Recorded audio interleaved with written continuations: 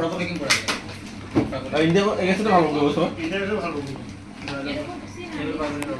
ইমান ভাল ভাল বেটসম্যান থাকি বলার থাকি কি খেলিব আসলে কথা হয় হ্যাঁ এরা নামে নামে সব ব্র্যান্ড সব নামে নামে সব শেষ করে বলে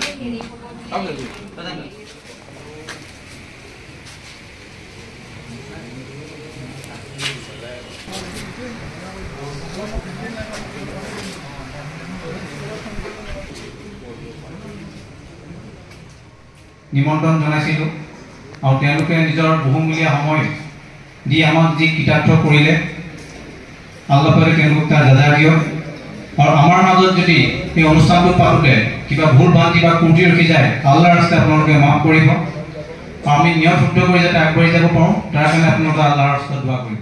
আসসালামু আলাইকুম। উজনি অসম সন্মিলিত মুছলিম পৰিষদে আজি কিছুদিনৰ পূৰ্বে শিৱসাগৰত খিলঞ্জীয়া মুছলমানৰ স্বাধিকাৰাৰ্থে আত্মপ্ৰকাশ কৰিছে। আমি উজনি অসম মুছলিম কল্যাণ পৰিষদ 1994 চনত বোকাখাতত জন্ম হৈছিল। তাৰ পাছত আমি ফৰিদ ইছলাম হাজৰিকাৰ লগত আলোচনা কৰিছোঁ যে একত্ৰিতভাৱে অসমৰ খিলঞ্জীয়া মুছলমানসকলৰ যি প্ৰাপ্য অধিকাৰ এই অধিকাৰ আমি এক সংগ্ৰামৰ জৰিয়তে আগুৱাই নিব লাগিব। তাৰ কাৰণে ঐক্যবদ্ধ সংগ্ৰামৰ বিকল্প নাই। সেয়েহে ফৰিদ ইছলাম হাজৰিকাক সভাপতি হিচাপে লৈ উজনি অসম সন্মিলিত মুছলিম কল্যাণ মুছলিম পৰিষদে আত্মপ্ৰকাশ কৰিছে। আমি তেওঁলোকৰ এইখন হজযাত্ৰীসকলৰ ৰাজহুৱা সম্বৰ্ধনাৰ এই বিশেষ সভা আপোনালোকৰ মাজত আজি কেইবাগৰাকীও জ্যেষ্ঠ হজযাত্ৰী আছে। আমাৰ যিকেইটা মুছলিম সংগঠন আছে সেইকেইটাৰ কাৰণে ৰাইজক সহায় কৰি যাব পাৰিম আৰু আপোনালোকে জিলা হজ কমিটিৰ ফালৰ পৰা আমি যিখিনি কৰিবলগীয়া কাম আছে কৰি দিলোঁ। আপোনালোকক গভৰ্ণমেণ্ট ট্ৰেইনিংটো দিয়াই দিলোঁ, ইনজেকশ্যন দিয়াই দিলোঁ, পলিঅ' খুৱাই দিলোঁ, মেডিকেল কাৰ্ড দিয়াই দিলোঁ। বাকী এতিয়া আপোনালোকে মেডিকেল কাৰ্ডখন ভালকৈ সাৱধানে ৰাখিব। যেনেকৈ পাছপৰ্টখন সোণৰ মানৰ বস্তুটো যেনেকৈ ভালকৈ ৰাখে মেডিকেল কাৰ্ডখন ভালকৈ ৰাখিব, নহ'লে ফ্লাইটত উঠিবলৈ নিদিব।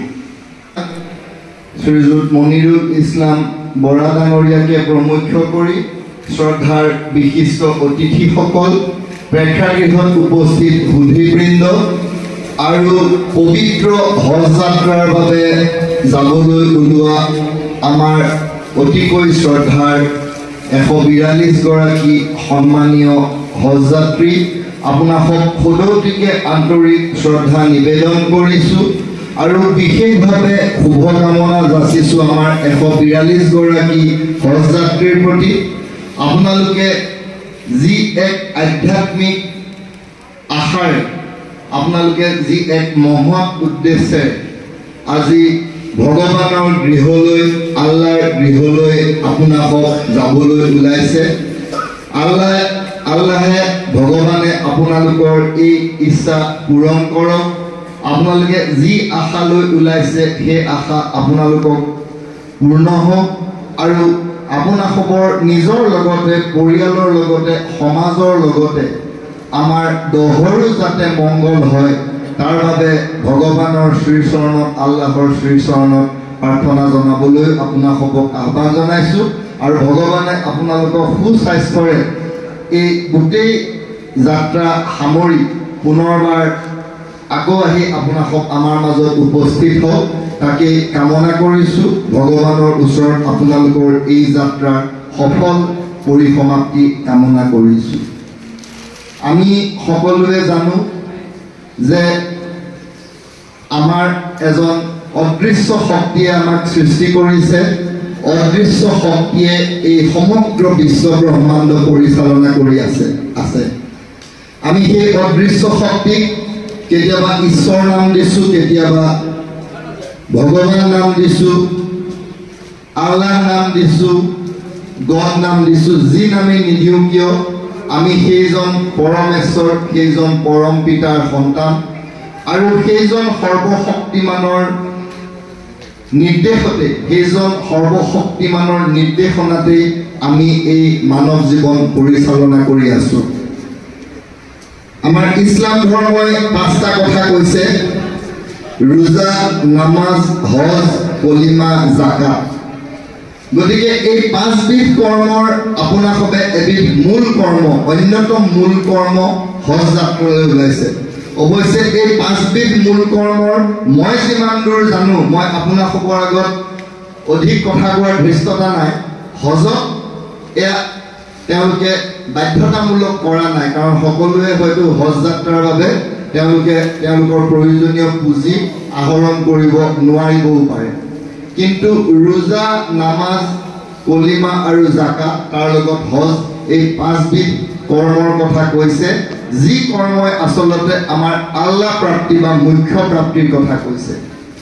আৰু হিন্দু ধৰ্মৰ যিখন অন্যতম মূল গ্ৰন্থ শ্ৰীমদ ভাগৱত, তাতো 5 বিধ কৰ্মৰ কথা কৈছে। ধৰ্ম, অৰ্থ, কাম, মুখ্য আৰু লগত ভক্তি ৰসৰ কথা কৈছে। আৰু এই যে হজ যাত্ৰা, এই হজ যাত্ৰা আচলতে মুখ্য প্ৰাপ্তিৰ দুৱাৰমুখ বুলি ক'লেও হয়তো অত্যুক্তি কৰা নহ'ব, ভুল কৰা নহ'ব, যে আমাৰ মুক্তি লাভৰ অন্যতম শেষ প্ৰান্ত বা শেষ বিন্দু হৈছে এই হজ যাত্ৰা। কাৰণ এই হজ যাত্ৰাত আমাৰ মহাপুৰুষ শ্ৰীমন্ত শংকৰদেৱ বা মহাপুৰুষ শ্ৰী শ্ৰী মাধৱদেৱে যি নিষ্কাম ভকতিৰ কথা কৈছে, যে আমাৰ কোনো ধৰণৰ সকাম নাই, আমি ভগৱানৰ ওচৰত কোনো আশা, কোনো উদ্দেশ্য, কোনো স্বাৰ্থ লৈ পেলাই আমি ভগৱানক সেৱা নকৰোঁ। আমি ভগৱানক সেৱা বা ভক্তি কৰোঁ নিষ্কাম মনেৰে, কেৱল মুক্তি লাভৰ কাৰণে, আমাৰ এই আত্মা যাতে পৰমাত্মাৰ লগত বিলীন হৈ যায়, আমি যাতে এই সৰ্বশক্তিমান ঈশ্বৰৰ লগত আমি বিলীন হৈ যাব পাৰোঁ, মুখ্য লাভ কৰিব পাৰোঁ, মুক্তি লাভ কৰিব পাৰোঁ।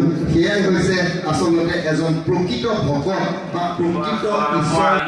يا غفور يا وإليك المصير يا أحكم الحاكمين مولا عظيم الله بعد المغرب والفرائض خمر لك مولا عظيم الله منك تمر مهمان